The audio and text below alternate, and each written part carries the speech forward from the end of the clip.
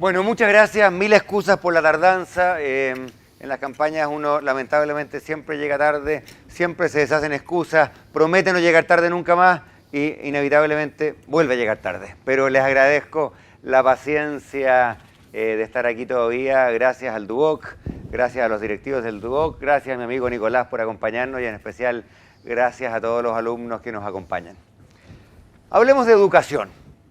Yo he tratado de, en esta campaña bastante sui generis, bastante rara a la Presidenta de la República, digo rara porque esta es una campaña de un independiente, yo vengo más bien del mundo de la academia, de las ideas, de la universidad, no del mundo de la política, es una campaña que no tiene partido, no tiene máquina, no tenemos buses lamentablemente para llevar a la gente a votar, así que el acarreo no es lo nuestro. Le pedí al ex alcalde Pinto en Valparaíso a ver si me prestaba algunas, pero no me ha ido bien hasta el momento. Y por lo tanto, si uno no tiene máquina, ni tiene micro, ni tiene aparataje partidario, a lo que debe echar mano es a ganarse el interés, el entusiasmo y la confianza de la gente. Y eso hoy día en Chile, con un público votante más exigente, más informado, más educado, más movilizado, eso se llama ideas, propuestas, debates. Las campañas, como me decía un amigo el otro día, son la ocasión en que los países eligen a un presidente o una presidenta, pero también son los momentos en que los países se piensan a sí mismos, en que tenemos la oportunidad de bajar un poquito la velocidad de la vida cotidiana, juntarnos en ocasiones como esta y decir, bueno, ¿qué diablos hacemos acerca de la educación, de la salud, de la calidad de vida en las ciudades, de la previsión y de tantos otros temas? Y yo quiero pensar, ustedes me dirán si estamos en lo cierto, si estamos equivocados, quiero pensar que en nuestra campaña hemos hecho un esfuerzo grande y espero fructífero por dar una batalla de las ideas. Hemos tenido el concurso, y esto me llena de orgullo, de mucha gente que viene del mundo de las ideas, de académicos, de expertos, de gente que viene de las ONGs, de las organizaciones no gubernamentales, y creo que hemos puesto sobre la mesa un conjunto de propuestas. No les voy a dar la lata con todas ellas, pero los invito a mirar www.andresvelasco.cl, donde van a encontrar largas, detalladas y espero interesantes propuestas, básicamente sobre cada tema bajo el sol. Pero lo que nos convoca hoy día es la educación. Y yo quiero aterrizar en la técnico profesional, pero quiero partir un poco antes, porque creo que no se entiende la discusión más técnica sobre lo técnico, valga la redundancia, si no ponemos el contexto.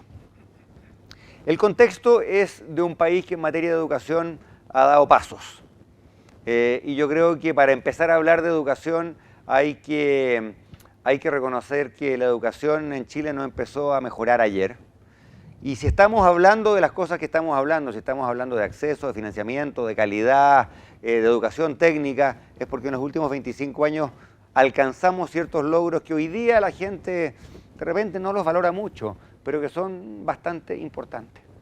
Hace 20 o 30 años atrás, el gran desafío era primero que nada el acceso, la cobertura.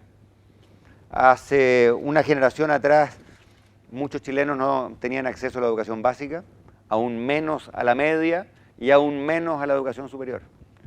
Hoy, prácticamente todo hijo o hija de esta patria termina la educación básica, un tremendo logro. Más del 90% de nuestros jóvenes terminan la educación media, un tremendo logro. Y más del 50% o en torno al 50% hoy entra, no necesariamente sale con un título, pero al menos entra a la educación superior. Y creo que eso hoy día lo tomamos como un dado, como un dato de la situación, pero créanme que hay muchos países del mundo y muchos países de América Latina que darían cualquier cosa por tener esos índices de escolaridad. Entonces, esa primera batalla, que los jóvenes estén en la sala de clase, que los niños estén en la sala de clase, creo que la hemos empezado a ganar. Hay una segunda batalla que también empezamos a dar por sentada, pero que no es enteramente trivial, y esto yo como ministro de Hacienda lo conocí muy bien, y son los miles de millones de dólares, y cuando digo miles de millones no estoy exagerando, que hemos gastado en infraestructura educacional, pública y privada. Y en este edificio, en el piso 15 de un edificio que ha ganado todo tipo de premios internacionales, no es un mal lugar para constatar y recordar el cambio gigantesco en la calidad de la infraestructura educacional que hoy día tenemos en Chile. Y no solamente en Santiago. Yo me lo he pasado un año recorriendo Chile de norte a sur y les quiero decir que uno observa con entusiasmo y con felicidad que son muchos las ciudades de Chile, muchos los pueblos de Chile, en que lejos el edificio más moderno, más calefaccionado, mejor equipado, más pintadito y bien mantenido es el liceo o la escuela o el internado. Y por lo tanto, eso tampoco no es nada de trivial. Me atrevería a decir que logramos construir el primer piso de la Casa de la Educación, que es el piso del acceso, aunque todavía nos quedan forados en ese piso y los voy a revisitar. Y hemos también empezado a construir este segundo piso que tiene que ver con la infraestructura física, que puede parecer un poquito trivial, pero que no es nada de trivial a la hora de educar a millones de personas. Y si hoy día estamos hablando de otros temas, de calidad, de financiamiento, de mallas curriculares, etcétera, es en buena medida porque hemos dado esos pasos. ¿Dónde estamos hoy día? Dado lo anterior, estamos en medio de un tremendo debate educacional. Y yo creo que tenemos que sacarnos el sombrero y saludar y agradecerle a los jóvenes de Chile que hayan sido los que pusieron la educación en el centro del debate nacional. Y ojo, que este debate no está ocurriendo porque lo haya querido un presidente, ni un ministro, ni un conjunto de ministros, ni los diputados, ni los senadores. Porque seamos bien francos, hasta el año 2011, en que los jóvenes salieron a la calle, la educación no era un tema prioritario para el mundo político. Y no lo era por razones políticas. Y ustedes saben que yo en mi campaña he enfatizado bastante los riesgos de la mala política, de las malas prácticas en la política. Creo que en ese caso estábamos ante una instancia de la mala política. Lo que estaba ocurriendo, y esto se lo escuché muchas veces a algún diputado, a algún senador en un momento de franqueza inusual, es que la educación preocupa más que nada a los jóvenes. Y en el sistema político chileno, déjenme decírselo con toda franqueza, los jóvenes estaban y están subrepresentados. Porque a un diputado lo que le importa es que le trae votos. Y como en el sistema anterior un joven tenía que estar inscrito para votar y 5 millones de jóvenes no estaban inscritos, francamente para un diputado los jóvenes valían poco. Y en el sistema actual, que los jóvenes están inscritos automáticamente, muchos de ellos no votan, les quiero decir con toda franqueza, en la medida que los jóvenes no marchan como objeto de amor electoral, los jóvenes siguen valiendo poco. Tenemos ahí un problema. Y por eso el interés en la educación por parte del mundo político es básicamente una función de cuánto ruido hay en la calle. Cuando hay mucho ruido, ustedes ven que todos los diputados se preocupan de la educación. Cuando el ruido decae, bueno, también decae el interés. Y no deja de ser preocupante, gracias, no deja de ser preocupante que llevamos 2 años de movilizaciones, llevamos 2 años de intenso debate, pero esas movilizaciones aún no han llevado a soluciones. Y creo que eso es en parte por este ambiente crispado y malo de la política, pero creo que también es en parte, y aquí quiero ser muy franco, porque el debate sobre educación que hemos tenido en Chile en los últimos 2 años ha sido parcial, ha sido incompleto, y si me entusiasmo un poco más, me atrevería a decir, ha sido malo. ¿Por qué ha sido malo? Porque hemos hablado casi exclusivamente de plata. Hemos hablado si la educación es pública o privada, si es el Estado o los privados quien ponen las lucas, si la educación es con lucro o es sin lucro. Prácticamente toda la discusión que hemos tenido ha contenido el signo peso por adelantado. Y créanme, yo fui ministro de Hacienda, estoy perfectamente consciente de que las lucas importan y que sin financiamiento no hay educación. Estoy también consciente, como candidato que lleva 1 año en la calle, que el financiamiento, la deuda y los costos son un tremendo tema, una tremenda preocupación para demasiados hogares en Chile. En la calle, en la feria, en el mall, en la plaza, a un candidato como yo se le acercan padres, madres y jóvenes y le dicen, oiga, tengo 20 millones de pesos en deuda, voy a ganar bastante menos de lo que yo esperaba, estoy inquieto, estoy desilusionado, estoy ansioso. Pero al mismo tiempo, y esto lo digo como alguien que viene del mundo de la educación, yo fui 20 años profesor universitario antes de ser ministro primero y ahora candidato, sabemos muy bien que la educación es mucho más que plata. La educación tiene que ver con conocimiento, tiene que ver con la estructura de las carreras, tiene que ver con la motivación que imparten los profesores y que demuestran los estudiantes, tiene que ver con abrirnos las puertas a un mundo que de otro modo no conoceríamos. Y creo que en estos años hemos hablado mucho de plata y hemos hablado poco de conocimiento, poco de la estructura del sistema, poco de qué queremos aprender, para qué queremos aprenderlo. Y por lo tanto, si el rector me lo permite, antes de aterrizar en la educación técnica, que ha sido una de las grandes ausentes del debate, quiero también mencionar otros grandes ausentes del debate, porque aquí hay demasiados temas que se nos han caído de la mesa, que se nos han quedado fuera, y si no los mencionamos, creo que le estamos haciendo un flaco favor al debate sobre la educación en Chile. Parto por los más chicos. Como las guaguas no marchan y las guaguas no se levantan de la sala cuna para salir a la calle, uno de los grandes ausentes del debate en educación en Chile ha sido la educación preescolar. Noten ustedes que al comienzo, cuando yo dije que Chile había alcanzado grandes logros en acceso y en cobertura, hablé de la educación escolar, pero omitía la preescolar. Porque la verdad que en materia de educación preescolar, en Chile seguimos estando razonablemente mal. Les doy una cifra que lo resume todo. Apenas un niño en 3 y una madre en 3 en Chile tiene acceso a una sala cuna que le sirva, que esté más o menos cerca de su casa. Y no hay nada más importante para el desarrollo cognitivo y no cognitivo de un ser humano que lo que ocurre no a los 22, no a los 12, sino que a los 2 años. Yo soy padre de un hijo de 2 años y les quiero decir, ustedes probablemente muchos lo han vivido, que no hay cosa más maravillosa, que no hay cosa más conmovedora que ver cómo a los 2 años, a los 3 años, un niño adquiere el lenguaje, aprende. Es una verdadera esponja. Y un niño que tiene los estímulos, que tiene las oportunidades, es un niño que se desarrolla todos los días. Yo ando en gira, estoy en el norte o estoy en el sur un par de días y vuelvo y me admiro como un cabro chico de esa edad adquiere vocabulario. Me quita el iPhone y lo maneja mejor que yo. Antes de que supiera hablar, sabía meterse a YouTube y encontrar el video que le gustaba, en castellano y en inglés. Todos los expertos educacionales nos dicen que lo que pasa a esa edad es absolutamente clave.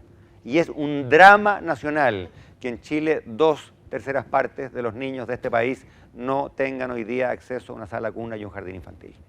Y es un drama para los niños porque los que no tienen ese estímulo temprano van a llevar una mochila, un peso, una carencia de por vida, lo van a arrastrar en la escuela y en el liceo y en la universidad y en el CFT y en el trabajo y en la vida.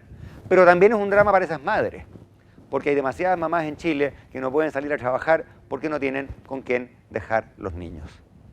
Y una de las características omnipresentes de la pobreza en Chile son los hogares monoparentales donde la que manda es la madre. El padre está ausente, la madre es una madre soltera y si esa madre no trabaja, ese hogar no come. Y si esa madre no tiene con quién dejar los niños, no puede trabajar. Y el número de historias que uno conoce en campaña, una madre el otro día en el espejo me decía, señor Velasco, si yo no trabajo, no como, no tengo sala cuna. Estamos hablando de Los Pejos, la comuna más pobre de la región metropolitana.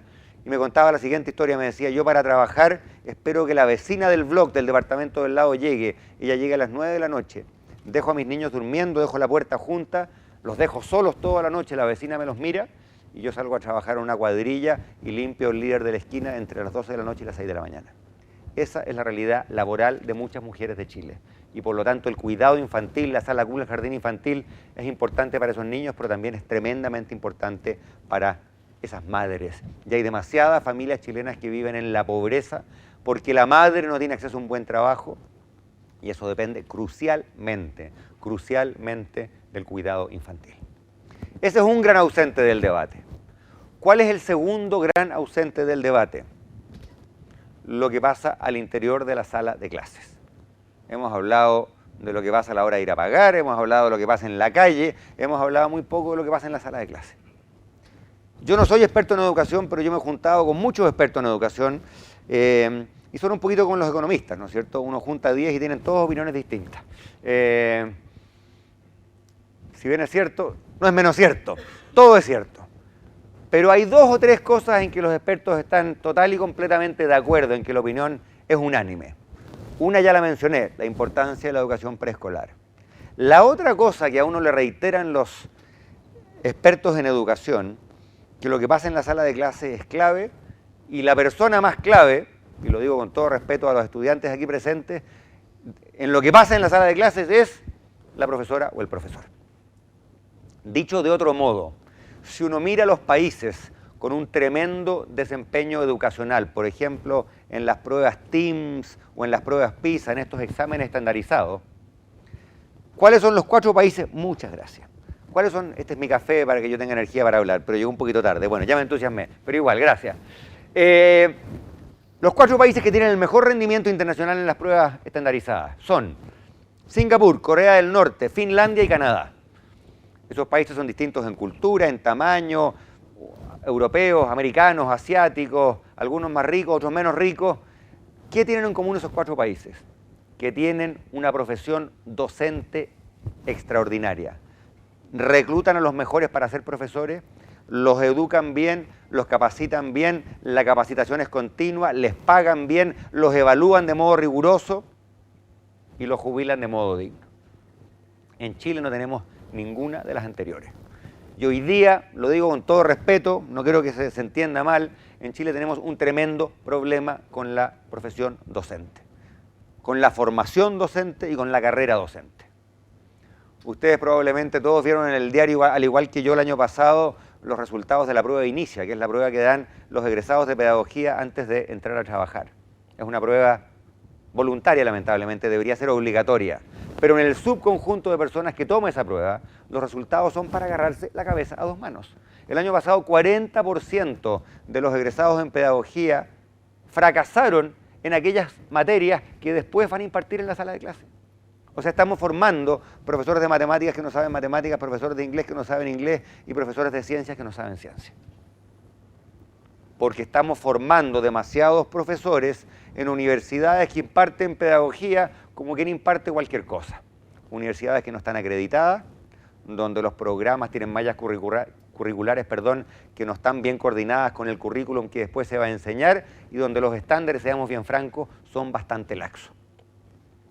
Pero ahí no termina el problema, porque después tenemos un problema con la carrera docente. La carrera docente es demasiado rígida, a los profesores se les remunera por antigüedad y no por desempeño. La evaluación docente, que es un tema político que se arrastra hace años ya, es imperfecta, es parcial, el colegio de profesores no la quiere y por lo tanto la boicotea permanentemente.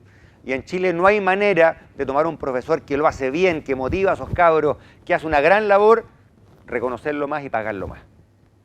Y no hay tampoco manera, bajo el estatuto docente, salvo un par de contadas excepciones, para tomar un profesor al que lo hace mal, darle 2 oportunidades y a la tercera decirle, profe, muchas gracias, lo queremos mucho, pero la verdad es que haga su lado porque hay personas que podrían educar a nuestros hijos de mejor manera.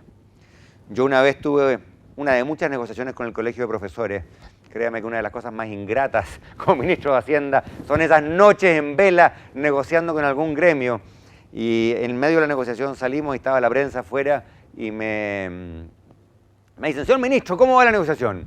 Ya a esa hora que uno está un poquito cansado, cuando uno está cansado suele ser demasiado franco. Yo fui demasiado franco esa vez. Le dije, mire, al presidente del Colegio de Profesores aquí presente, don Jaime Gajardo, en las últimas 6 horas le escuchaba la palabra peso, dólar, reajuste, remuneración, asignación, bienio. Nunca le escuchaba la palabra joven, niño, conocimiento, educación, aprendizaje. ¿Qué vale embarrar? Se quebró la negociación, se retiraron indignados. Probablemente fue un desatino de parte mío, pero créame, no fue enteramente desatinado, porque esa es la verdad. Tenemos un colegio de profesores, y no lo digo con menoscabo a los profesores, que hacen una labor tremenda, pero tenemos una dirigencia gremial que se ha empeñado en ser la defensora de ciertos derechos establecidos, y los niños, al final, van quedando atrás. Se habla mucho de la deuda histórica de los profesores, pero se habla muy poco de la más grande deuda histórica que Chile tiene, que es la deuda que tenemos con nuestros niños. En nuestra campaña nosotros hemos propuesto lo siguiente.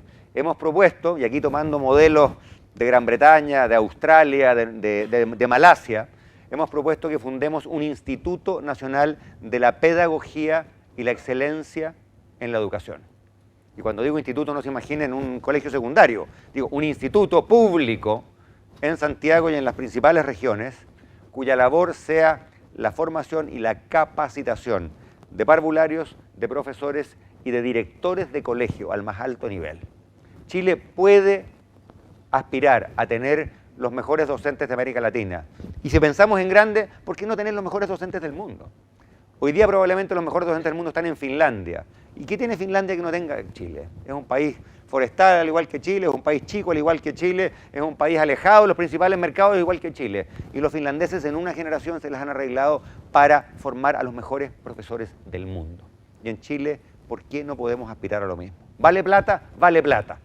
Y por eso en nuestra propuesta hemos dicho lo siguiente, hemos dicho, tomemos parte de esos fondos que se han ido empozando como producto de esta insensata ley reservada del cobre. Ustedes recordarán, la ley reservada del cobre le agarra todos los años 10% a las ventas de Codelco.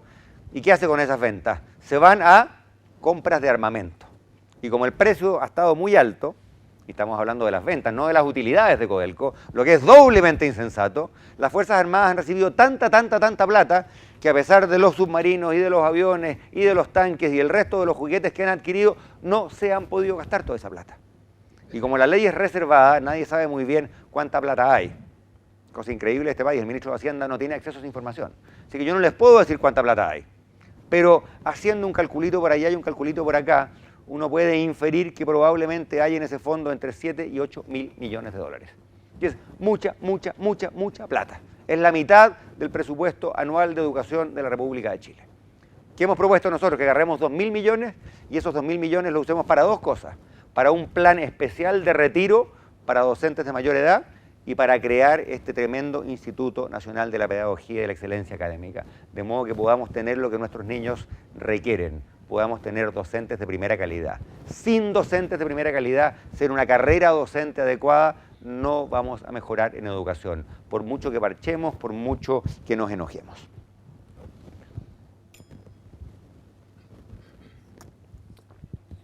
Déjenme hablar ahora de educación superior, porque la invitación es para hablar de educación superior. Ha sido una larga introducción, pero creo que es importante, porque no tiene sentido hablar de educación superior si uno no pone todos los elementos en el debido contexto.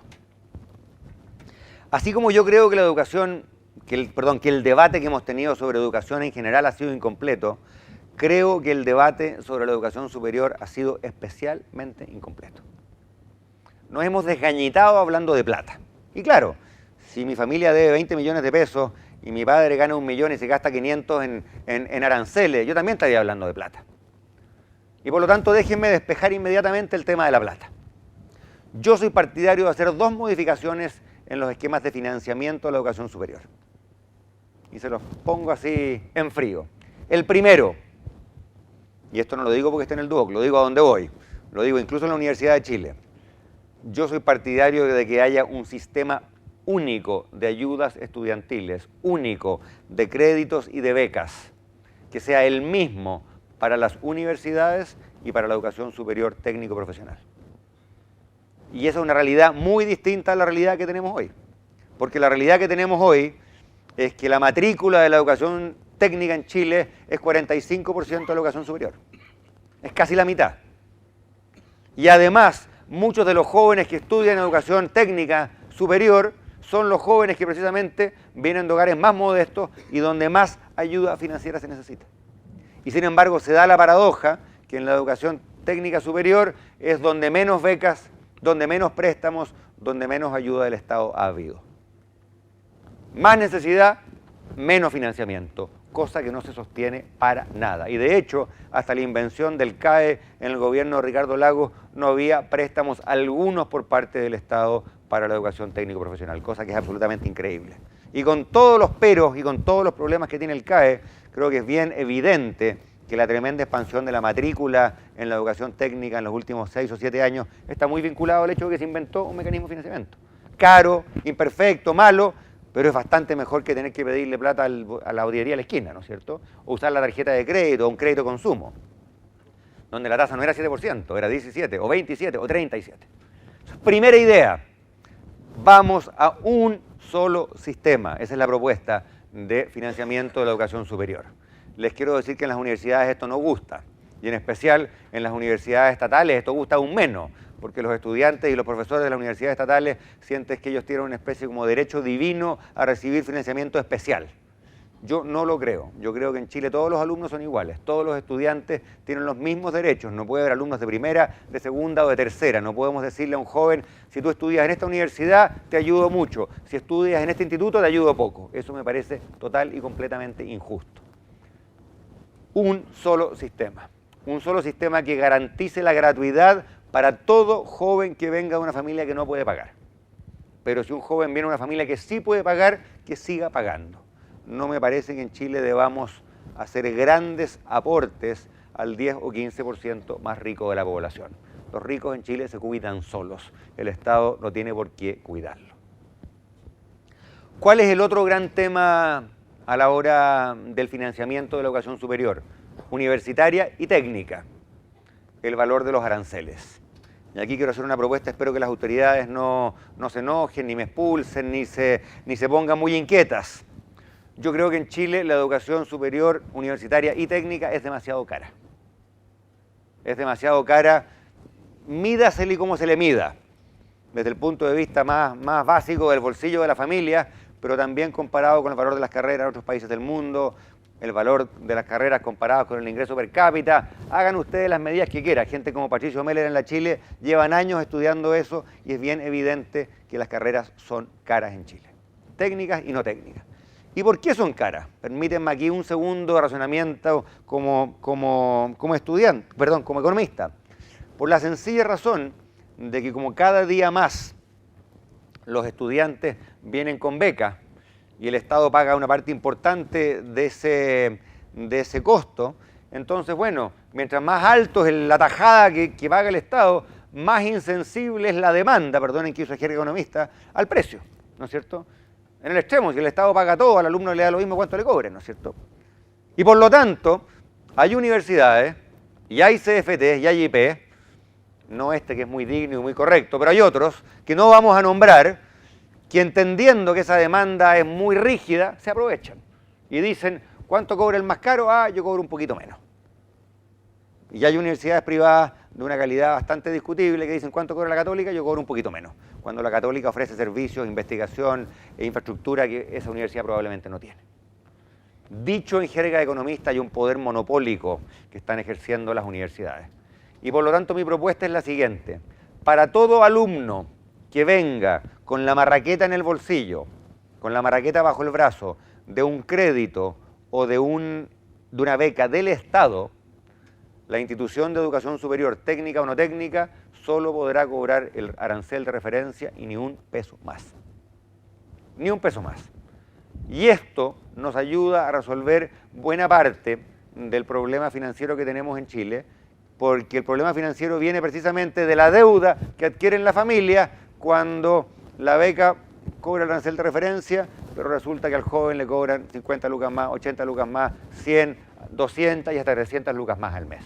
Y son muy pocos los bolsillos de los hogares de clase media que puedan solventar 300 para un hijo, 300 para la hija, sencillamente los números no dan. Ahora, para que esto se haga bien y seriamente, el mecanismo de fijación de aranceles de referencia tiene que ser todo lo técnico, todo lo independiente, todo lo profesional y todo lo riguroso que corresponde. No se trata que algún burócrata en el Ministerio de Educación fije los aranceles de referencia al gusto. Hay que hacerlo, obviamente, de un modo más riguroso aún de lo que se hace hoy día, con estudios de demanda, de mercados, de costos, en fin, ¿para qué vamos a meternos en eso? Creo que si abordamos esos dos problemas, creo que vamos a haber abordado buena parte del problema financiero asociado hoy a la educación superior. Un sistema único, gratuidad para quienes no puedan pagar, regulación de aranceles. Ahora, dejemos la plata de lado y vamos a los temas más sustantivos.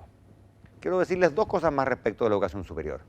Una respecto de la educación superior universitaria y la otra respecto de la educación superior técnica.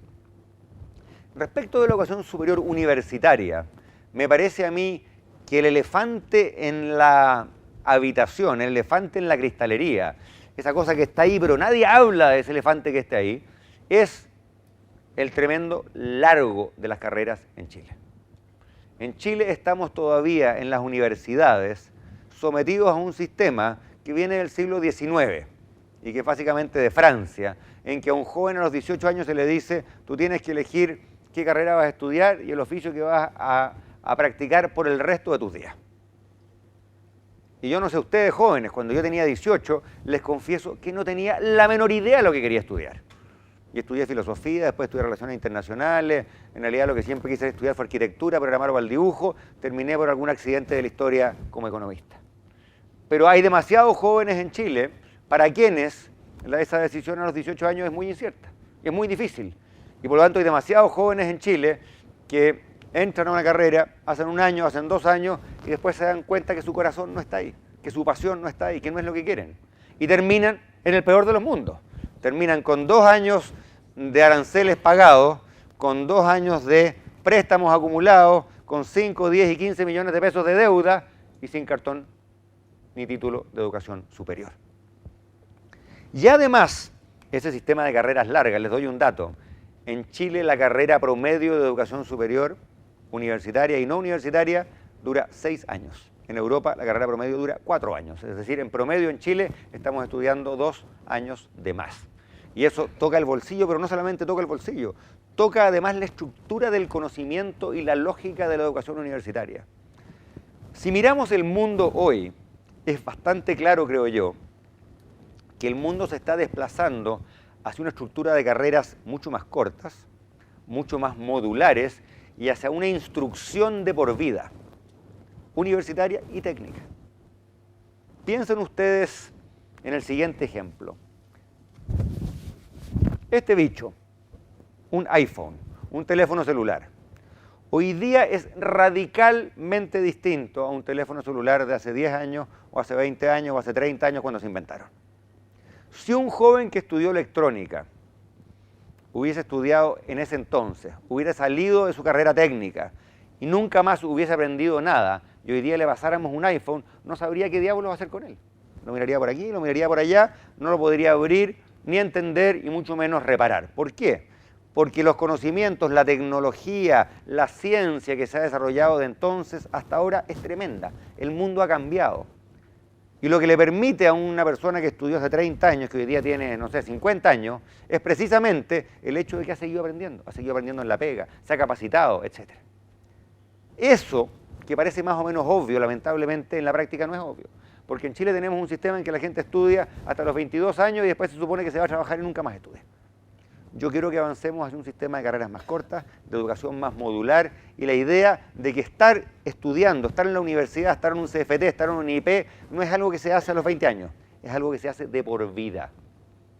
Ese es el modelo al cual, por ejemplo, Europa está transitando, es el modelo al cual Gran Bretaña ha transitado, que es un modelo en que yo estudio 4 años, salgo a trabajar, a los 30 afiné mis pasiones, conocí el mundo, entendí qué destrezas necesito yo, y a los 30 vuelvo a estudiar. Y hago un diplomado, o hago un curso, o vespertino, diurno, nocturno, fines de semana, da lo mismo. Y vuelvo a trabajar. Y a los 35 o a los 40 digo, en realidad me gusta esto, pero para esto necesito aprender esto otro. Y a los 40 vuelvo. Y de repente a los 50 también vuelvo. Y a los 60 también vuelvo.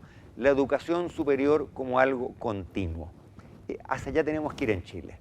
Y si no estamos yendo hacia allá es porque culturalmente esto está muy alejado de nuestro modelo.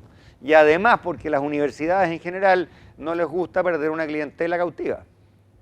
¿Qué universidad va a querer acortar sus carreras de 6 a 4 años?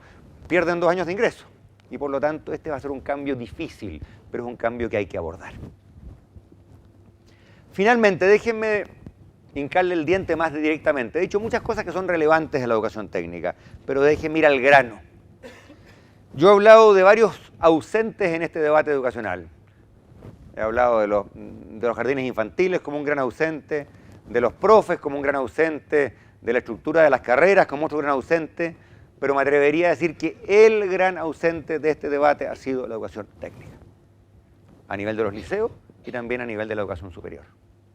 Casi todos los paros, casi todas las marchas, casi todas las exigencias, casi todos los enojos, casi todas las pancartas y los lienzos han tenido que ver con las universidades. Y sin embargo, lo dije recién pero lo quiero subrayar, casi la mitad de los estudiantes en Chile que están en la educación superior no están en universidades, están en instituciones como esta, están en instituciones de educación técnica. Y el hecho de que la educación técnica haya sido el gran ausente, me parece a mí refleja una miopía gigantesca de la sociedad chilena. Una miopía que tiene al menos 2 efectos. Primero, el efecto de la injusticia, porque cuando no hablamos del sector donde se están educando la mitad de nuestros alumnos, que además muchas veces, no siempre, son los alumnos que vienen de hogares más modestos, estamos cometiendo una gran injusticia. Cuando los recursos que van a la educación técnica desde el Estado son muchísimo menores que los que van a la educación superior universitaria, estamos cometiendo una injusticia. Pero el problema no es solo de injusticia, es también de miopía a la hora de pensar el país del futuro, su economía y las destrezas que van a ser necesarias. Yo no tengo ninguna duda, que el grueso de las oportunidades de empleo estable, decente, bien pagado, el grueso de esas nuevas oportunidades de empleo en los próximos años va a estar en el sector técnico, en la minería, en la industria, en los servicios, en la agricultura, suma y sigue. Y no es casualidad que hoy día, si uno sale de las aulas y se va a la calle, yo he estado en la calle un año, y habla con empresarios, y habla con personas de regiones, la gran escasez de mano de obra está ¿dónde? En el sector técnico. Y si ustedes hablen, mi diario favorito, Las Últimas Noticias, probablemente muchos de ustedes han visto el titular del diario de hoy, los sueldos de las carreras técnicas se disparan. Cifras del crecimiento de las carreras no universitarias. Lejos las carreras cuyas remuneraciones más están creciendo en Chile hoy son las carreras técnicas. ¿Dónde están los grandes incrementos? Técnico en mantenimiento industrial, técnico en electrónica, en dibujo técnico, en electricidad, topografía, prevención de riesgos, telecomunicaciones, mecánica automotriz, contabilidad, administración de empresas, comercio exterior, suma y sigue. Hay un estudio de la SOFOFA que dice que en la próxima década en Chile va a haber entre 600 y 700 mil vacantes en oportunidades técnicas de trabajo que Chile no va a estar en condiciones de llenar porque no estamos formando los técnicos que Chile necesita. Y esto no lo digo como una crítica a instituciones como el DUOC, al revés, lo digo en el espíritu de decir qué importante lo que están haciendo, hay que hacer más. Hay que hacer más, porque no estamos todavía formando los técnicos. Y cuando les digo que va a haber oportunidades de trabajo, y cuando uno lee en las últimas noticias que esas oportunidades de trabajo son bien remuneradas, es importante notar que no solamente son bien remuneradas a la hora de graduarse y tener el primer trabajo, son también las carreras donde la pendiente de incremento de remuneraciones es más empinada. En varios de esos oficios o de esas profesiones que yo les acabo de mencionar, las cifras están en LUN de hoy, las pueden ver, el sueldo inicial para un técnico oscila entre los 400 y los 500 mil pesos, pero a los 5 años ese sueldo oscila entre los 700, 800 y 1 millón de pesos. Es decir, son carreras donde no solamente la empleabilidad es alta, 80% de los egresados en esos sectores tienen trabajo inmediatamente, sino que además las perspectivas de incremento de las remuneraciones son bastante buenas. Ahora, esa es la parte buena. La parte mala es que todavía tenemos muchas lagunas. Tenemos una laguna a la hora de conectar a la educación técnica y profesional. Esto es especialmente cierto en los liceos, pero también es un poco cierto en la educación superior, conectar las aulas con las empresas, conectar la oferta con la demanda, conectar las mallas curriculares con las necesidades del mundo real. Ustedes probablemente lo saben, y si estuvo Claudio Rego aquí lo dijo, no me cabe ninguna duda, porque le he escuchado ya el discurso varias veces. Claudio y yo hemos estado creo que en 30 foros juntos, así que si me apuran yo les puedo hacer de Claudio Rego y él probablemente puede hacer de mí, no sé. Claudio probablemente lo dijo, y tiene la ventaja de ser cierto, que hay países del mundo, y el caso más emblemático es Alemania, en que la educación... ¿Lo dijo? Lo dijo, bien, ya. Voy a abstenerme de la tentación de imitar la manera de hablar de Claudio Rego, eso no lo voy a hacer. Después me pueden pelar, ya. Pero ustedes saben muy bien, y me imagino que Claudio lo explicó con lujo de detalle, que en un país como Alemania la educación técnica es inseparable de la labor productiva. Y de hecho las mallas curriculares se deciden en consejos que están integrados por académicos y por empresarios, y parte de la importante de la educación técnica ocurre no en el aula o en la sala de clases, sino que en una pasantía, como dirían los gringos, en un internship en una empresa. Creo que en esa materia hemos empezado a mejorar, y creo que instituciones como el DUOC han tomado la delantera en empezar a formar el vínculo entre la educación superior técnica y la empresa, pero creo que nos queda mucho por hacer. Y creo, no hablaba mucho de educación técnica a nivel de los liceos, pero ahí el desafío es absolutamente tremendo. ¿Qué otras cosas nos quedan? He hablado de financiamiento, he hablado de integración con la empresa. Creo que también hay ciertas destrezas o ciertas mezclas de destrezas que la educación superior técnica tiene que entregar y que no siempre está entregando. Y déjeme contar una anécdota para ilustrar el punto. Orrego debe decir que siempre me ha escuchado esta anécdota, así que estamos a mano. Cuando yo era ministro de Hacienda, un día llegó a mi oficina el presidente mundial de la principal empresa de electrónica del planeta, General Electric. Y me dijo, señor Velasco, estamos muy interesados en instalar en Chile una planta en que vamos a hacer dos cosas. Vamos a escribir programas, vamos a programar en español para ciertos sectores que en Chile son prominentes, minería, agricultura. Pero además, desde Chile, vamos a atender online a todos nuestros clientes en lo que resulta ser la principal aglomeración de usuarios de tecnología de la computación del mundo, que es la costa este de los Estados Unidos. ¿Y por qué hacerlo desde Chile? Porque si ustedes miran un mapa, Chile está justo debajo, tiene la misma longitud que Miami o Nueva York o Boston o Filadelfia. Y por lo tanto uno puede atender ese mercado con la jornada horaria de Chile. Trabajadores que llegan a las 8:30 y se van a las 6 de la tarde. No como si uno lo hace desde Asia, que tiene que tener a la gente trabajando durante la noche para atender a alguien durante el día.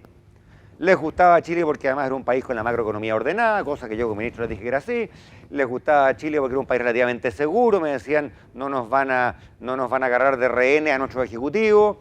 Les gustaba Chile porque era un país en que la infraestructura telefónica es razonablemente buena y por lo tanto la transmisión de datos no se cae cada 5 minutos. En fin, les parecía una gran oportunidad. Vinieron, se entusiasmaron, yo los llevé a hablar con el ministro de Economía, con la presidenta, iba todo viento en popa. Incluso tenían decidido el lugar donde se iba a establecer. No querían que fuera en Santiago, querían que fuera cerca del aeropuerto internacional, Viña. Encontraron un cerro en Viña con vista al mar, compraron el terreno, todo bien, todos felices. Pasaron 6 meses, no se concretaba la inversión. Pasó un año, no se concretaba la inversión. Pasaron año y medio y un día llega el mismo grupo de mi oficina, señor Velasco, lamentablemente no vamos a poder hacer la inversión, nos vamos a las Filipinas. ¿Qué había pasado? ¿Era un problema económico? No. ¿Era un problema de financiamiento? No. ¿Era un problema de seguridad? No. ¿Un problema de telecomunicaciones? No. ¿Qué les había fallado? Necesitaban 1000 técnicos en electrónica y computación. 1000. Pero no cualquier técnico. Tenían que ser perfectamente bilingües. Y cuando digo bilingües, no digo tener la capacidad de agarrar un manual, ¿no es cierto?, y entender a medias qué dice esa página. No. Digo una persona que hable inglés suficientemente bien para estar por teléfono o en su defecto en el teclado atendiendo a un cliente en Nueva York o en Filadelfia o en Boston. ¿Y qué pasó? Al cabo de un año, con ayuda de headhunters y con ayuda de consultores, buscaron, reclutaron, entrevistaron y dijeron, ¿sabe qué más? Lo sentimos, pero no encontramos 1000 técnicos en electrónica bilingües en Chile. 1000 programadores perfectamente bilingües. Buenas tardes, nos vamos. Se fueron a las Filipinas, que es un país más pobre, más inestable, más inseguro, con una economía mucho más llena de altibajos que la de Chile, con una planta de telecomunicaciones bastante más primitiva, muy lejos del uso horario de Nueva York, por lo tanto tienen que trabajar de noche para atender a los clientes de día. Todas las desventajas, pero había una ventaja. ¿Cuál era? Que en las Filipinas todo el mundo habla inglés.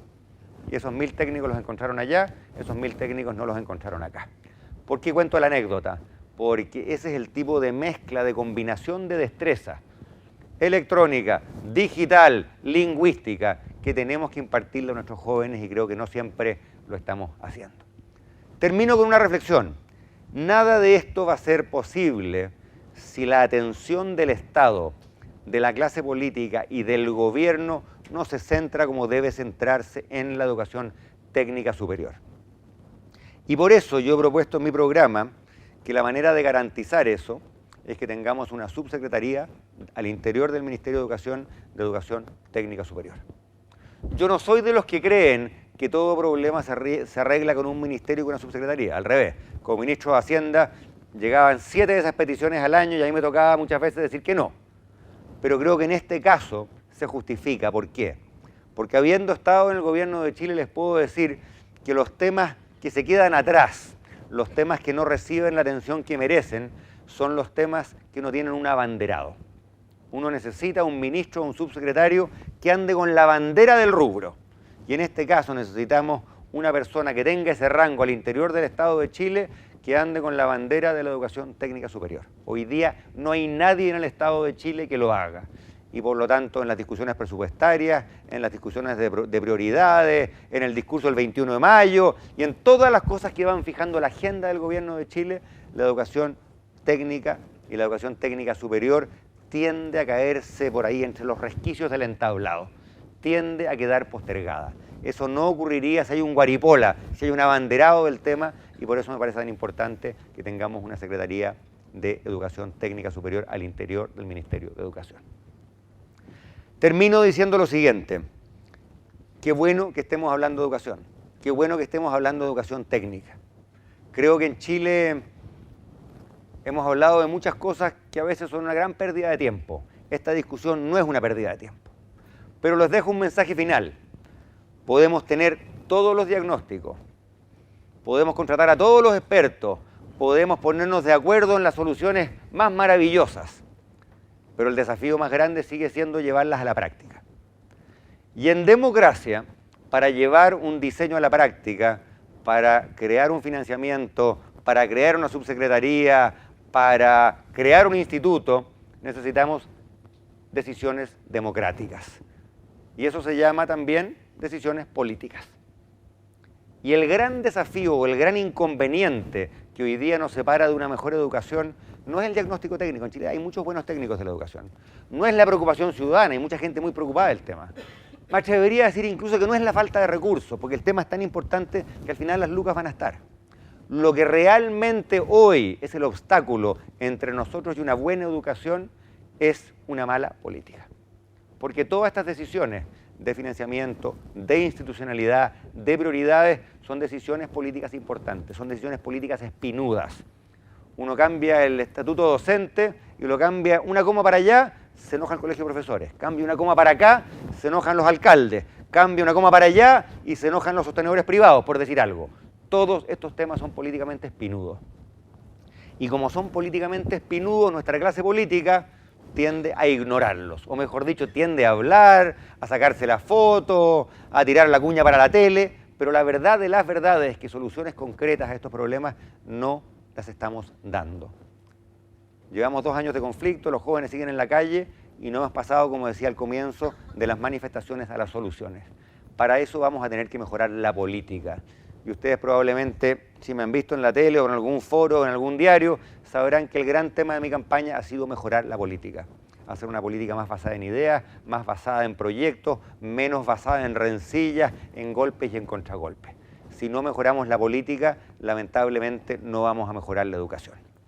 Y por eso, y esta es la última idea que les quiero dejar, que es tan importante este proceso de primarias del 30 de junio. Porque a mi juicio es la gran oportunidad que tenemos para mejorar la política. La política no va a mejorar porque un partido llame a un cónclave, se junten unos señores en un hotel, cierren las puertas, cierren las ventanas, discutan por 24 horas y salgan renovados. Esa película ya la hemos visto, ¿no es cierto? Salen con una declaración, dicen nos juntamos, nos queremos tanto, tenemos la mejor disposición para renovarnos. Y después todo sigue igual. La única renovación de verdad de la política se hace de cara a la gente compitiendo. Cuando hay proyectos alternativos, ideas alternativas, candidatos alternativos, y son los votantes los que dicen, eso me gusta, eso no me gusta, a ese le creo, a ese no le creo. Así es que si ustedes quieren mejorar la educación, ayúdenme a mejorar la política. Y no hay mejor manera de mejorar la política que votando en las primarias del 30 de junio. Aunque sea invierno, aunque haga frío, aunque esté lloviendo, aunque juegue el Barcelona y Alexis esté de titular y estén tentados de quedarse en la camita mirando la tele, los invito a que vayan a votar. No voten por mí. No es que me hagan un favor a mí.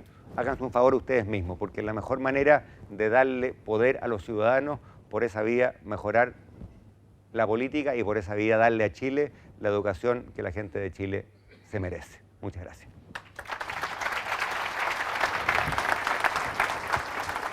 Nicolás, vamos a ir con una batería de preguntas moderadas por Nicolás en base a lo que ha llegado al hashtag y a la casilla de correo, y posteriormente vamos a hacer una batería acá dentro de la sala. También las sedes están con videoconferencias, pueden hacer llegar las preguntas por internet. Efectivamente nos están viendo no solo aquí, sino que en distintas sedes vía streaming hay gente que está viendo este debate, y de hecho varios han participado a través de Twitter desde la sede. A ver, ahí voy a tener la difícil tarea de... No le preguntamos por Alemania, ¿no es cierto? No. Fue motivo de conversación hace un par de días. Yo he hecho algún resumen. ¿Había consenso o disenso en ese punto? Bueno, yo creo que la sala puede hablar con claridad. La sala puede indicarlo. Puede hablar con claridad. Oye, hay varios temas que yo intentaré resumir. Hay algunas preguntas que son un poco más políticas, otras que van directamente a nuestro tema. Pero, por ejemplo, una pregunta que se repitió bastante, señor Velasco, usted tiene muy buenas ideas, pero ¿cómo las va a llevar a cabo si no va a tener apoyo parlamentario? ¿Y quién dijo que yo no voy a tener apoyo parlamentario? Espérense, No, ahí está perfecto. Espérense, es que se enchocó esta cosa un poquitito. Probablemente algún señor parlamentario esté impidiendo que yo me quiera expresar. Ahí está mejor. Ya.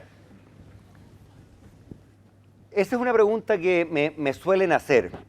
Yo entiendo por qué la gente formula esa pregunta, porque alguien podría decir, bueno, este señor es independiente, no tiene partido político, puede que cante y que baile y que me caiga muy bien o muy mal, pero ¿cómo diablos legisla? Yo les quiero decir que yo espero legislar del mismo modo que legislé cuando era ministro, es decir, construyendo mayorías políticas. Y eso, que suena medio vago, tiene una expresión bien concreta, en dos cosas. Primero, yo elegí ser el candidato dentro de una primaria, y por lo tanto yo estoy compitiendo para encabezar una coalición política que tiene gente que es independiente como yo y tiene gente que es de los partidos. Y una de las razones primordiales por las cuales me quedé en esa primaria, cuando había algunos que me decían, no, ándate por fuera, vaya a tener franja, vaya a tener más tiempo, financiamiento público, créanme, que era una opción bastante sexy, me quedé en esa primaria precisamente porque yo creo que es importante que Chile tenga un bloque de centro-izquierda moderno, liberal, alejado de las malas prácticas y donde se puedan construir mayorías políticas. La otra cosa que les quiero decir es que ser independiente no necesariamente hace más difícil la pega de encontrar apoyo en el Congreso. Porque claro, la gente dice, este gallo es independiente, no tiene partido, nadie lo va a pescar en el Congreso, pero eso supone, erróneamente a mi juicio, que los que tienen partido se llevan muy bien con sus partidos, y eso no es para nada así. Saquen ustedes la cuenta de los últimos años. Ricardo Lagos no tenía un partido, tenía dos, y se llevaba pésimo con ambos. De hecho, Guido Girardi comenzó su larga carrera en malas prácticas políticas, tratando de boicotear el plan Auge de su presidente. Girardi, el presidente del PPD, Lagos era presidente a nombre del PPD, y sin embargo, en la principal iniciativa de reforma del presidente Lagos, que era el plan Auge, el PPD estuvo en contra. O pensemos en el caso de Michelle Bachelet, militante socialista desde los 14 años, y a la hora de consolidar su legado eligiendo a un nuevo presidente, ella está con Eduardo Frei, y las dos personas que se oponen a Eduardo Frei, ¿quiénes son? Marcos Enrique y Jorge Arrate, que vienen ¿de dónde? Del Partido Socialista de Michelle Bachelet. O piensen ustedes en la actual situación, en que Sebastián Piñera milita en Renovación Nacional, y una vez al mes tiene una tole-tole con Renovación Nacional, Carlos Larraín va a La Moneda, renuncia, se va muy enojado, después lo van a buscar, lo traen de vuelta, pide perdón, ¿no es cierto? Y ya conocemos ese rito, ocurre una vez al mes. ¿Para qué decir la relación de Sebastián Piñera con la UDI, que ha sido tormentosa de principio a fin? Entonces, ¿qué les quiero decir a ustedes? Nadie, ni un militante, ni un independiente tiene garantizado una buena relación con los partidos. Pero en Chile tenemos un régimen presidencial. El presidente necesita a los partidos y al Congreso, pero el Congreso y los partidos también necesitan al presidente. Los acuerdos se demoran, hay tironeo, hay gritoneo, pero al final los acuerdos llegan. Y para conseguirlos, lo que uno necesita es mandato popular, es voluntad política, es apoyo democrático. ¿Y cómo se consigue eso? Bueno, se consigue compitiendo, ya a eso estoy yo dedicado. Voy a resumir, voy a juntar en una varias preguntas y que tienen que ver fundamentalmente con el rol que tú le asignas al Estado.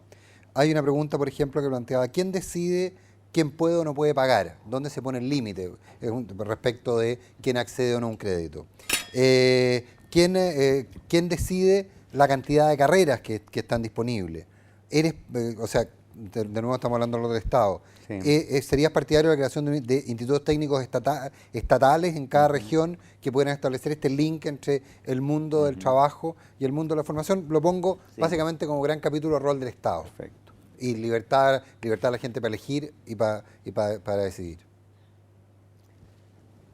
Yo creo que en el tema del Estado en Chile estamos teniendo hoy lamentablemente un diálogo de sordos.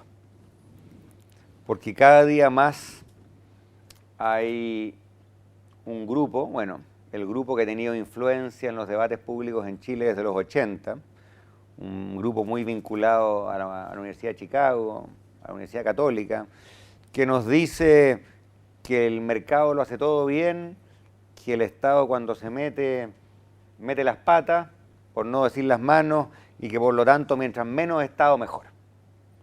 Esa postura es, a mi juicio, una niñería. Es una simplificación ideológica insostenible. Y lo digo no como candidato, lo digo como alguien que se ganó la vida 25 años en la academia. Esa postura en el mundo serio de la economía académica nadie la sostiene.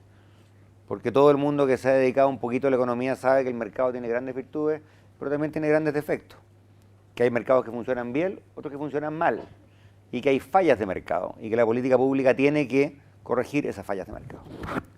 Pero también en Chile creo que estamos teniendo un renacer de una postura ideológica, a mi juicio, igualmente infantil, que nos dice, bueno, si hay algo importante tiene que estar en manos del Estado. Y por lo tanto hay gente que quiere nacionalizar el agua, otros quieren nacionalizar los recursos naturales, otros quieren nacionalizar la banca, otros las pensiones, otros la salud, otros las universidades. Y ese instinto de que si hay un problema el Estado siempre lo va a resolver es también bastante irreflexivo. Porque hay cosas que el Estado hace muy bien y hay cosas que el Estado hace muy mal. Hay problemas que el Estado está llamado a resolver y hay problemas que el mercado está llamado a resolver. Y por lo tanto yo no creo ni en una postura ni en otra postura extrema. Creo que ese extremismo, ese ideologismo exagerado le está haciendo muy mal a Chile. ¿Por dónde me iría yo? Tomemos los problemas uno a uno, agarrémoslo con pinza y veamos en qué medida requerimos más Estado, más mercado, menos mercado. Y tomo algunos de los temas que tú mencionaste. ¿Quién decide quién puede pagar o no puede pagar? Claramente el Estado. Y aquí no vamos a inventar la rueda. Hay sistemas que se usan en muchísimos países del mundo para ver qué familia está en condiciones de pagar y cuánto esa familia está en condiciones de pagar. Y no creo que tenga sentido aquí si decir, mire, lo que pasa es que la ayuda o la gratuidad se va a extender hasta el 60, o hasta el 70, o hasta el 80%. Esa es una discusión con los datos en la mano. Pero que se puede decidir, se puede decidir. Ahora, se puede decidir en la medida que las familias están disponibles para entregarle la información al Estado. Yo les cuento mi experiencia, que no fue en Chile. Yo salí exiliado de Chile a los 15 años. A mi padre lo arrestaron, le pegaron y lo expulsaron de Chile y yo partí a hacer la universidad en Estados Unidos. Mi familia en ese momento no tenía un peso y postulé como cualquier hijo de vecino a los préstamos y las becas del Estado. Y a la hora de postular me pidieron así un fajo de cosas, incluyendo las declaraciones de impuestos de mi familia de ese año y el anterior, y en Estados Unidos y en Chile. Y después de investigaciones, entrevistas, solicitudes, papeleo, me dijeron, a juicio nuestro, esta es su beca, este es su préstamo. Y ojo, algo que en Chile es muy poco usual, estas son las horas que usted va a trabajar.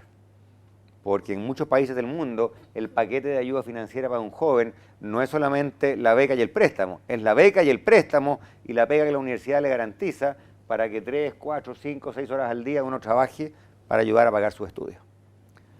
Ahora les quiero decir una cosa así, creo que la gratuidad total para el 10 o 15% más alta es tremendamente injusta por muchas razones, entre ellas por los costos gigantescos que conlleva. A ojo de buen cubero, la gratuidad total en la educación superior, no sé si lo dije en mi charla, para el 10% más rico vale 3.000 millones de dólares al año. Y para que ustedes tengan algún orden de magnitud, 3.000 millones de dólares al año es el valor de la reforma previsional del 2008, que es probablemente la reforma social más cara que hemos hecho en la historia de Chile. Entonces, hacer un día una reforma para el 10% más pobre y acto seguido hacer una reforma del mismo tamaño para el 10% más rico, a mí me parece una injusticia tremenda. En términos de quién decide qué carreras, yo creo que ahí hay que reconocer que el mal llamado mercado de la educación ha funcionado mal. Ha funcionado mal porque un mercado, para que funcione, tiene que tener información. Y hoy día en Chile hay mucha gente que está tomando decisiones sin información. Por ejemplo, ¿cuántas universidades o cuántos CFT o cuántos IP en Chile recopilan información respecto del desempeño laboral de sus egresados? Yo no sé si el Duoc lo hace o no, así que no sé si me estoy metiendo en las patas de los caballos aquí. Pero les quiero decir que a mí entender, toda institución de educación superior en Chile, la primera cosa que le debería decir un postulante, usted quiere postular a técnico en prevención de riesgos, mire, aquí están los datos de los egresados de los últimos 5 años, tantos tienen pega, tantos meses se demoraron en encontrar pega, estos ganan al primer año y al tercer año y al quinto año y al 10º año. Ese es el tipo de información que las personas necesitan para tomar decisiones. Segundo tipo de decisión, ¿qué tipo de currículum ustedes van a enfrentar? ¿Qué tipo de profesorado ustedes van a tener? A mí me parece, por ejemplo, que no debería haber ninguna asignatura en la educación superior chilena, técnica universitaria, que no tuviese una evaluación por parte de los alumnos. Y que esa evaluación se digitalizara y estuviese disponible en la página web. Y yo como alumno o como alumno de la educación media tengo curiosidad, a ver el Duoc, carrera técnico de electricidad, profesor González, me meto y veo cómo son las evaluaciones del profesor González. ¿Se puede hacer eso aquí en el Duoc? Sospecho que no. Espero que no se me enojen aquí mis dueños de casa. A mi juicio, todo curso debería tener evaluaciones que estén disponibles online para quien las quiera ver. Anónimas, por supuesto. No se trata de que la persona se identifique si está criticando al profesor, pero que tengamos una manera de tener información. Como no tenemos esa información, mucha gente toma lamentablemente decisiones con poca información y muchas de esas decisiones son erradas. Y por eso que yo creo que hay un papel del Estado a la hora de fijar lineamientos. Me parece que hay un papel del Estado, por ejemplo, hoy, si ustedes me preguntan a mí, en decir, en Chile tenemos un tremendo déficit de técnicos en minería, sentémonos con las instituciones a ver cómo lo resolvemos. Creemos más cupos, creemos más becas, orientemos hacia allá. Hay problemas que requieren de la intervención del Estado en esa materia y yo ciertamente no tengo ningún complejo en resolverlos por la vía correcta. Hay varias preguntas, también voy a englobarlas en una sola. Hay varias preguntas que se refieren, o afirmaciones, que se refieren al tema de la educación como un derecho y no como un privilegio. Comente, como decían en la universidad. Comente. Yo creo que si entendemos un derecho como la posibilidad concreta y renunciable de educarse, y que esa posibilidad no le esté vedada a nadie en Chile, independientemente de su etnia, de su religión, de su género, de su orientación sexual o de su discapacidad, en ese sentido la educación es un derecho. Yo creo que en la República de Chile no debería haber ningún joven que queriendo educarse no tenga la posibilidad de educarse. Ahora, creo que es un profundo error suponer que un derecho a la educación o a la salud o a la vivienda es idéntico a la gratuidad de la salud o la educación o la vivienda. Y creo que ahí hay un salto conceptual absolutamente equivocado a mi juicio que se hace porque capaz que no se ha pensado mucho.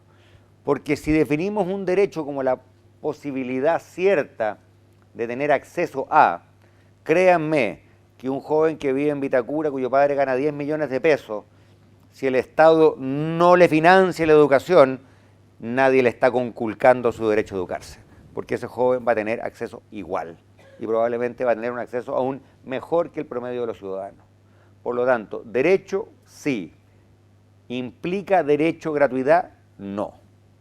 ¿De dónde viene a mi juicio? Y aquí esto es lo que no estaba en la pregunta, pero creo que es importante. ¿De dónde viene la demanda de gratuidad? Porque yo entiendo cuál es la motivación. Hay muchos jóvenes que legítimamente dicen, yo quiero un sistema educacional más integrado. No quiero colegios para ricos y colegios para pobres. No quiero universidades para ricos y universidades para pobres. Hasta ahí vamos bien. Pero acto seguido ese joven puede decir, o ese no tan joven puede decir, la única manera de garantizar integración es gratuidad. Y ahí les quiero decir que de nuevo, quienes dicen eso se equivocan. ¿Por qué? Miremos la historia de Chile. La educación fue gratuita en Chile. Las universidades fueron gratuitas en Chile en la década de los 40, la década de los 50, la década de los 60. ¿Quién tenía acceso a la universidad en esas décadas? ¿Era meritocrático? ¿Era justo el acceso? No lo era para nada. ¿Quién llegaba a la universidad? Los ricos. ¿Quién se educó en la Universidad de Chile cuando mis padres estuvieron en la Universidad de Chile en la época de los 40 y de los 50? Los ricos.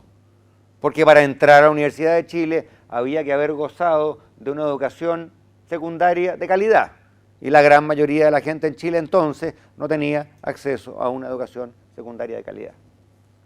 Miren ustedes lo que pasa hoy día en muchos países de América Latina. No miremos el caso de Argentina, en que las universidades estatales son caóticas, pero miremos el caso de Brasil, que son de excelencia. De acuerdo a todos los rankings internacionales, las 2 o 3 mejores universidades de América Latina están en Brasil. Y la mejor de todas es la Universidad de San Pablo, que es pública, estatal y gratuita. Y buenísima. Vayan ustedes a la Universidad de San Pablo, yo estuve ahí hace 2 meses atrás. Van a ver premios Nobel, laboratorios, excelencia. Salgan ustedes al estacionamiento y miren los autos en los que llegan los alumnos a la Universidad de San Pablo y van a pensar que se confundieron y que están en la cota 1000 de Santiago. Y van a decir, como diablos terminé yo en la Universidad de los Andes o la del Desarrollo. ¿Por qué? Porque en la Universidad de San Pablo estudian ¿quiénes? Los hijos de la élite del Brasil y lo hacen gratuitamente. Explicación muy sencilla. Como la Universidad de San Pablo es muy buena, el puntaje que se necesita para entrar es muy exigente. Y lo que más importa, erróneamente en Brasil, al igual que Chile, es la PSU o su equivalente. ¿Y qué sabemos de Chile? Y también se cumple en Brasil. Que el mejor desempeño en la PSU suele estar asociado ¿con quién? Con jóvenes que vienen de hogares muy pudientes. Y vienen de colegios particulares pagados. Eso es cierto en Brasil, es cierto en Chile. Y por lo tanto, gratuidad en Brasil significa tener una universidad buenísima, estatal, gratuita para los hijos de los ricos. Eso no es integración, al menos no es el tipo de integración que yo querría para Chile. Hay varias preguntas también, para que vayamos preparando, si alguien va a hacer preguntas acá, tenemos espacio como para 3 o 4 nomás, pero un poco más, bueno, veamos. Pero hay una pregunta que se repite varias veces, Andrés, y tiene que ver con esta lógica del mercado fijando el precio a partir del Estado, fijando el valor que está disponible a pagar como arancel referencial. ¿Tú eres partidario de fijar los precios a las universidades o que ese arancel referencial sea el que fije los precios? Porque hoy día, claramente, para mucha gente, el gran problema es la diferencia entre el arancel de referencia y el crédito que recibe. Lo dije al pasar, pero quizá no fui suficientemente claro, no fui claro del todo. Déjeme tratar de detenerme un poquito más en ese punto. Aquí de nuevo yo creo que hay 2 posturas principistas, maximalistas, ideológicas y bastante injustificadas. Hay una postura que dice, mira, aquí el mercado debe prevalecer y el único precio válido es el precio que fija el mercado y toda intervención es el fin de la civilización. Yo creo que eso es erróneo, creo que es mala economía y es mala política. Y también hay quienes dicen que, mira, el Estado es el único que sabe y el Estado tiene que fijar todos los precios y ojalá que lo fije en cero. Creo que también es mala economía, es mala política, es mala educación. ¿Qué me gustaría a mí? A mí me gustaría que hubiese libertad de precios y que por lo tanto, en principio las universidades y los CFT y los IP pueden cobrar lo que quieran. Pero, y este es el gran pero, Si alguien viene con la marraqueta del Estado, y por lo tanto estamos hablando de fondos públicos, ahí la libertad de precios se acaba. Se acaba porque me parece que sería profundamente injusto que usando esa plata pública alguien se llene los bolsillos. Eso dicho en lenguaje político. Dicho en lenguaje económico, me parecería profundamente injusto que aprovechándose de una demanda que es muy rígida, muy inelástica, los prestadores de servicios educacionales suban los precios y engorden sus bolsillos. Y por lo tanto hay un argumento político, hay un argumento de equidad, pero también hay un argumento económico y de eficiencia para que haya un proceso de fijación de aranceles. Siempre cuando la fijación del arancel de referencia sea transparente y técnico. Por supuesto. Y lo dije, creo, pero lo quiero subrayar ahora. Eso requiere un cuerpo colegiado, autónomo, profesional y capacitado al más alto nivel que haga esa pega. Y se puede. Mira, déjenme decirlo de este modo. En Chile somos capaces de fijarle precio a la electricidad. Somos capaces de fijarle precio al agua. ¿Por qué no vamos a ser capaces de fijarle el precio a una carrera universitaria? ¿Se puede hacer? Se puede. ¿Es difícil? Es difícil. ¿Se debe? Se debe. Tenemos la idea que te identifiques y hagas tu pregunta. Yo tipo 2:10 tengo que salir de aquí para estar a las 2:30 en el otro extremo de Santiago. ¿En 15 minutos puede ser? Pueden ser, pero ahora convengamos que... ¿Cómo le cobramos el atraso a Velasco? No, se habría tenido que ir un cuarto para, así que estamos bien. Vamos. Okay, buenas tardes, Diego Carrasco, sea Antonio Varas. Lo escuché hablar claramente que usted es consciente de que hay un grave déficit en cuanto a las personas que ya están endeudadas, las personas que tuvieron que estudiar endeudarse para estudiar, llámese CAE, Corfo, etcétera. ¿Hay algún tipo de medida retroactiva para compensar la enorme deuda y el daño así desproporcionado que tienen estas personas al endeudarse para estudiar? Gracias. Mira, yo creo que Chile debería ser justo con sus estudiantes. Y eso significa que tú no puedes decirle a un joven hoy, le ofrezco un crédito al 2% y que el que se graduó el año anterior esté pagando un crédito al 7%. Y por lo tanto mi postura es bien sencilla. Si vamos a transitar hacia un sistema único, con una tasa de interés común subsidiada, digamos del 2%, deberíamos transitar también para un régimen equivalente, retroactivo para las personas que han estudiado, que por lo demás no son tantos años, son los últimos 6 o 7 años nomás, ¿no es cierto? ¿Qué ha pasado en la política en Chile en los últimos 2 años? Que el gobierno prometió algo así, pero en una manera bastante típica del actual gobierno, el titular decía una cosa, la letra chica decía otra. Eso ya lo sabemos innumerables proyectos de ley del actual gobierno. Que se dijo, vamos a bajar la tasa de interés a todos los endeudados Corfo y todos los endeudados del CAE al 2%, y después resulta que había como 27 considerándose letra chica, y la realidad era muy distinta. Yo creo que tenemos que aplicar sencillamente el concepto de la pareja no es dura. Eso no implica un perdonazo, quiero ser bien franco, no significa que los préstamos desaparezcan. Creo que todos tenemos la obligación de repagar los fondos públicos, porque esos fondos públicos después se van a usar para otro joven, y el que no repaga le está quitando el derecho a estudiar a otro joven, pero ese repago tiene que ser en condiciones que no le haga trizas, no le haga pedazos las finanzas a ese joven o a su familia. Y para eso hay que hacer una baja de tasas de interés que fije la cuota en un monto razonable. Y eso hay que hacerlo para todo el mundo, no con letra chica. Así de simple. Hola, ¿cómo está, don Andrés? Mi nombre es Gonzalo del Mar, soy de la sede Plaza Norte. Y quisiera saber algo más de las propuestas, porque me he fijado realmente que se han movilizado las calles, la gente, los alumnos, pero realmente la responsabilidad social que tenemos nosotros de cumplir con las cosas que queremos hacer no está. Esto se ha notado, por ejemplo, en las últimas votaciones que casi nadie asistió a votar. Entonces, en los momentos que podemos realizar los cambios, esto no se producen. Entonces, quisiera saber cuál es su propuesta, porque yo sé que usted tiene 3 hijos y además estudió en Colombia filosofía, me parece, y economía.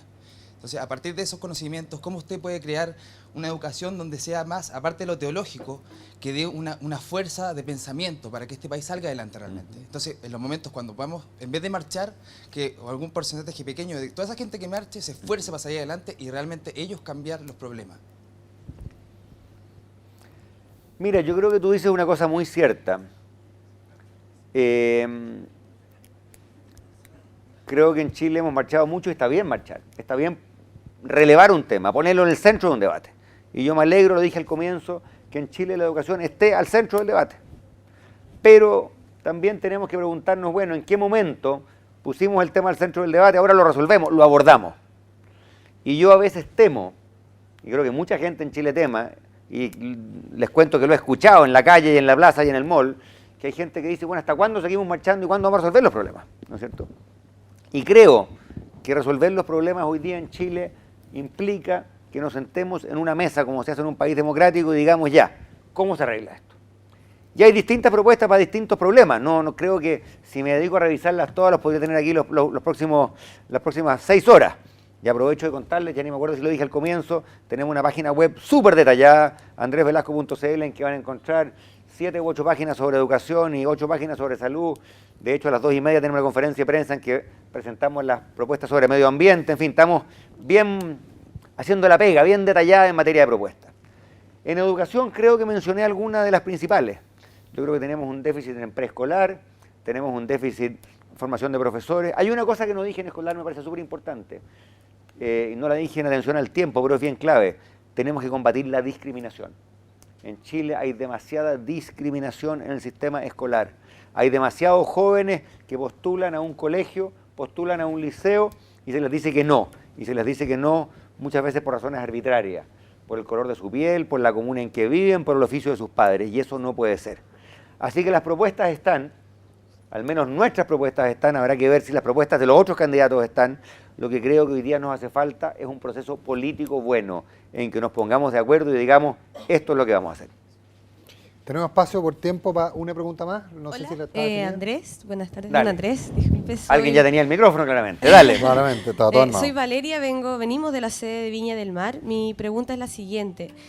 Dentro de sus propuestas como precandidato, quisiera saber si habrá algún tipo de modificación a nivel de ingreso a la educación superior, como por ejemplo la PSU, poniendo el caso de nosotros, que nosotros no necesitamos un puntaje determinado, sino que haber realizado de por sí la PSU, pero no un tipo de porcentaje. Quisiera saber si usted en su propuesta habrá algún tipo de modificación. Eso, gracias. Mira, te agradezco la pregunta porque ese es un tema muy, muy central que yo omití por razones de tiempo, pero que no debería haber omitido. Yo cada día me convenzo más que nuestro actual sistema de admisión a la educación superior es malo, es ineficiente y es injusto. ¿Por qué digo eso?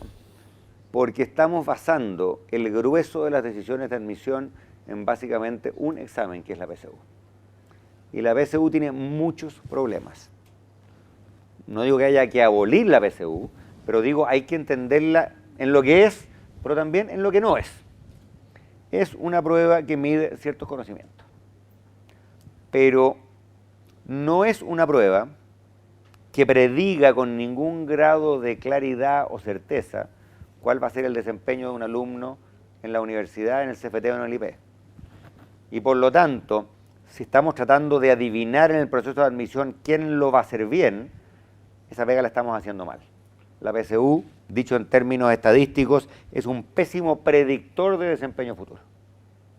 Pero además es injusto, lo dije al pasar en el caso del Brasil, pero es igual en Chile, porque una cosa que sabemos hasta la saciedad, que el principal elemento que determina si a un joven le va bien o mal en la PSU no es su talento, es básicamente el ingreso de sus padres. El desempeño en la PSU está súper determinado, súper correlacionado, como dicen los estadísticos, con el nivel socioeconómico de los padres. Y esto tiene que ver con el colegio en que el joven estudió, pero tiene que ver con muchas otras cosas. Si hay libros o no hay libros en la casa, si los padres no son profesionales, si había o no había internet, si había o no había banda ancha, el vocabulario de los padres, el oficio que tienen, en fin. Y por lo tanto, cuando usamos solamente la PSU, le estamos diciendo a un joven, oiga, si usted viene de un hogar modesto, usted corre con desventaja. Y eso, a mi juicio, no puede ser. Entonces, por razones de equidad, por razones de eficiencia, por razones de justicia, creo que tenemos que modificar ese sistema. ¿Qué haría yo? De nuevo, creo que hay que ser ecléctico, no hay que irse de un extremo a otro. A mí me gustaría que tuviéramos un sistema en que la PSU exista, pero sea ponderada y la ponderación sea bastante menor de lo que hay. Que las notas de la educación importen, pero de nuevo, el año pasado se empezaron a meter las notas en algunas universidades y se hizo como se suelen hacer las cosas en Chile, un poquito tontas y a locas, y los rectores terminaron peleados unos con otros, en fin. A mí me parece que deberíamos tener un sistema en que la nota importe, y la nota importe especialmente en su dimensión relativa, no absoluta. Porque un 6,5 en un colegio no es lo mismo que un 6,5 en otro. Lo que importa es tu desempeño relativo, cómo te fue a ti relativo a tus compañeros. Y por lo tanto, eso debería importar. Y además, entiendo que lo que voy a decir no es de fácil implementación, pero además creo que deberíamos empezar a meter elementos que no sean puramente cuantitativos, sino que también más cualitativos. Si miramos a los procesos de admisión en otras partes del mundo, hay al menos dos cosas que se incluyen. Ensayo, usted escribe en una paginita, dígame, por ejemplo, por qué quiere estudiar lo que va a estudiar, demuéstreme su motivación, muéstreme su pasión, muéstreme también su capacidad de expresión. Y otra cosa que se suele utilizar son las entrevistas personales. No para discriminar, pero sí para entender, comprender, escuchar. Yo entiendo que en un país en que todos los años postulan a la educación superior 250.000 jóvenes, no es fácil evaluar 250.000 ensayos, tampoco es fácil hacer 250.000 entrevistas, pero creo que tenemos que empezar a transitar en esa dirección. Hoy día tenemos que un sistema demasiado rígido, un sistema miope y básicamente un sistema injusto, que es un elemento más en la larga serie de barreras que un joven de un hogar más modesto tiene que enfrentar para poder llegar a la universidad. Eso hay que cambiarlo. Te cuento que cuando yo era ministro en el gobierno anterior empezamos a jugar con distintas alternativas, armamos una comisión en el gobierno, teníamos un diseño, bueno, pero pasó lo que pasa, que los gobiernos son de 4 años, se acaban y no hay más tiempo. Yo me comprometo a retomar esa reforma es absolutamente capital. Bien, pues 1.000.000 de gracias. Nos vemos el viernes con la mano. Muchas gracias.